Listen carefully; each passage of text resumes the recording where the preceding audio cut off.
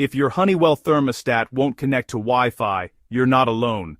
Let's walk through a simple fix together. First, check if your home Wi-Fi is working on your phone or another device. If it's not, try restarting your router and modem. Still having trouble? Next, go to your thermostat.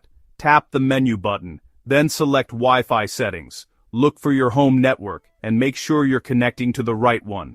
Enter your password carefully. Wi-Fi passwords are case sensitive. If it still won't connect, try for centuries though. We're part the monitor. Restarting your thermostat. Just remove it from the wall plate for 30 seconds, then snap it back in. Give it a minute to reboot, then try connecting again. Still stuck? Check if your router uses a 5G GHz network. Honeywell thermostats often work best on a 2.4 GHz network. If needed, switch to 2.4 GHz on your Wi-Fi settings. Last tip. Make sure your thermostat software is up to date. You can check for updates in the thermostat's menu. And that's it.